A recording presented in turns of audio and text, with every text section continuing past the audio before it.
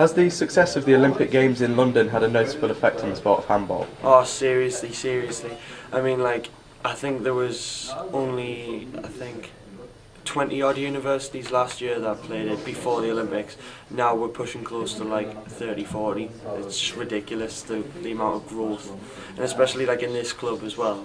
Because, like, as I say, I formed the handball club off the Olympic bounce, and like everyone who came to me at Freshers Fair said they saw it at the Olympics and they wanted to play it, and I think that's had a sizable effect on our numbers. So over 100 students signed up for handball at the Freshers Fair, so that obviously indicates a lot of interest.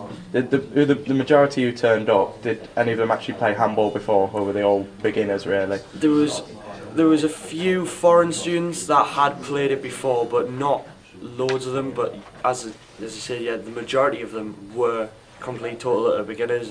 They'd come from other sports like basketball and volleyball, and they just want to try something new. Why do you think handball isn't as popular here as it is in continental Europe? I'm not sure. I'm really not sure. I think it's something to do with the English Channel, if I'm really honest. I think it just couldn't get over that like gap, and I think that's like the barrier, and sport just hasn't came over here. It's just stayed in continental Europe. I mean, it was starting new before the Olympics, and with the Olympics it has really brought it over here.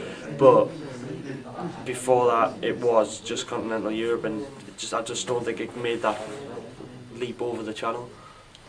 So despite not being in the Bucks League yet, are you confident that there will be a chance of it happening in the future? And are you hoping that the Northern Tournament lined up in November will showcase that the sport of handball does have a future at university level? Yeah. I think Bucks will definitely happen next year. Well, I know it will happen next year, because I think we were short by about 5 universities last year going into Bucks, and now we have 11 more, so it shouldn't be a problem at all. And with regards to the Northern Tournament, yeah, I think that's going to showcase, like, it's not just people down south who are playing it, which it was before. We actually have a bunch of Northern teams that are ready and raring to play as well. I think York might even get a team next year, so that's even adding to our group. And if that I reckon that'll be our Bucks group. If we get, it'll be us, Northumbria, Newcastle, and then possibly York will probably be our Bucks group, I think. Hopefully.